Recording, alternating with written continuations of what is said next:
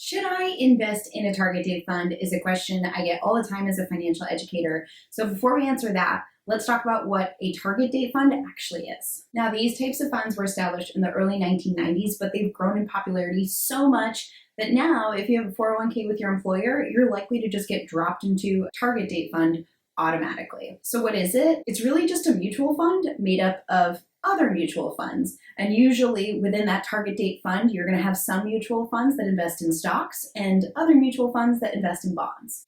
Now, the target date fund strategy is based on when you think you're going to retire. So a lot of times if you look for target date funds in Fidelity or Vanguard, you'll see the name of the target date fund. So in Fidelity, it's Financial Freedom Fund 2030 or 2050. That date at the end is the date in which you're meant to retire. So if you're planning to retire in 2050, that's the target date fund you would want to select. It's based on the date that you expect to retire. Now, remember when I said that the target date fund is made of mutual funds invested in stocks and mutual funds invested in bonds. The ratio of stocks to bonds is going to change depending on the date that you select. For example, if you select a target date fund with the date 2030, that means you're going to be retiring relatively soon, within the next 10 years. So to make sure that portfolio isn't too risky, that target date fund is going to be more heavily invested in bonds and less heavily invested in stocks.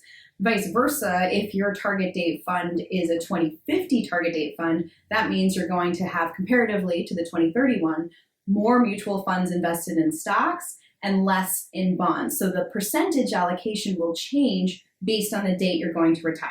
That's a lot. Let me simplify. If the date is further out, you're going to have a higher ratio of stocks to bonds. If the date is sooner, you're going to have more bonds and more stocks. Simple enough? Now here's where it gets a little bit tricky. Not all target date funds are made the same. Some of them have passively managed funds and others include actively managed funds. So before we get into that, let's define what active and passive management is. Actively managed funds are funds that are actively managed by a fund manager that is actively choosing investments to include in that fund. Passive management, on the other hand, is usually when a fund just tries to mirror a specific list or index of stocks. The main thing to understand here is that when a fund is actively managed, it's going to cost more. And unfortunately, even though it's actively managed, it doesn't always outperform passive investments. So when you're looking at target date funds, if you are going to invest in a target date fund, you want to look for a target date fund that has index funds within its portfolio, because index funds are passively managed and they're going to be much less expensive than actively managed funds. So passive investing means typically that you're investing in index funds. Now let's talk about some of the pros and cons of these investments, and we'll start with the pros. First of all, right off the bat, you're getting some diversification. The nice thing about a target date fund is that you have stocks and bonds in them, and that allocation will change as you near retirement. So it's great that you already have some built-in diversification. Another pro for target date funds is those that are invested in index funds. So target date index funds are likely going to have lower fees and are a pretty good way to get started investing. And lastly, they're obviously super low maintenance. That stock to bond ratio is going to adjust as you near that retirement date. So you don't have to do a lot. You put your money in the fund and you pretty much just leave it. And then at retirement, hopefully that money has grown significantly. Now, while the ease of built-in diversification and automatic rebalancing sounds really great in theory, these funds aren't always the best choice for investors. And if you have no interest in learning a little bit about investing, you just want to put it in one fund and never look at it for 30 years, this is a good choice. But there are pretty easy ways to invest a little bit smarter and keep more of your money for yourself. Now let's talk about the cons. We'll start with the asset allocation. Remember when I said that target date index funds or target date funds are allocated in stocks and bonds, and that ratio changes over time.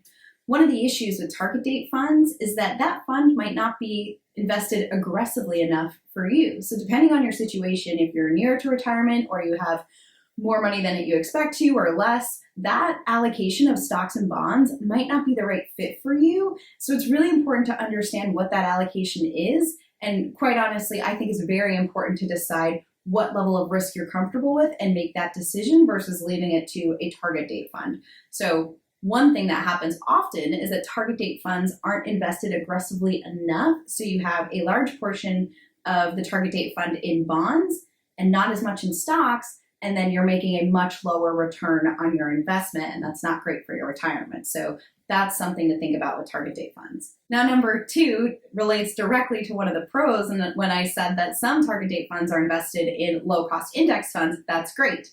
Unfortunately, there's other target date funds that are invested in actively managed funds. Those funds are going to be more expensive and really reduce the returns of your investments over time. Now, for some of those actively managed funds, you're going to have way higher fees. So the average fee for a target date fund is 0.7%. That, compared to an index fund at 0.03%, can really eat into your returns over time. Now let's look at this example. The scenario is you invest $500 a month for 30 years. On the left, you have Lisa. She takes that $500, invests it in low-cost index funds with an expense ratio of 0.03%, which is very low. She gets an 8% return on the market, and her investments have grown to $755,000. Pretty significant. Now let's look at Nancy on the right. She invests in a target date fund, that same amount, $500 a month, and let's pretend that that target date fund performs just as well as the index funds that Lisa selected. Now, unfortunately, because the expense ratio is a lot higher, we're adjusting 0.75%, which is about the average for a target date fund fee, means that she's not getting 8% return on the market. She's actually getting 7.25% return after you subtract the fees. So that 0.75% difference means that her investments only grow to $649,000. So that's a $106,000 difference after 30 years. It seems like a small percentage, but after 30 years, it really adds up. So the target fund fees really matter. Now, here's the most important thing of all to understand, is that target date funds typically underperform index funds. That's a problem. If you're paying more for a fund and it costs more, that's not something you want to be in. So while yes, it's better than nothing, a target date fund is a great place to start. And if you're in a 401k, you might end up there accidentally, but I strongly urge you to learn a little bit about index funds, and you can really easily create your own portfolio of index funds that's much, much cheaper and was probably going to give you better returns. So for example, if you want to have a portfolio of stocks and bonds, you can select an index fund that tracks stocks or tracks the S&P 500 or even the whole stock market. And then you can have a second index fund that's a mix of all different kinds of bonds. That's it, just 2 funds, a stock market index fund and a bond market index fund. You can find those pretty easily, create the asset allocation you want, and then you have just as good or better an investment than a target date fund, but you're keeping more of your money over time. So there you have it. Should you invest in target date funds? If you want, but I think you can do better with just a little bit of education. Make sure you subscribe to my channel and click on the link below for more information about how you can get investing in a smarter, better way.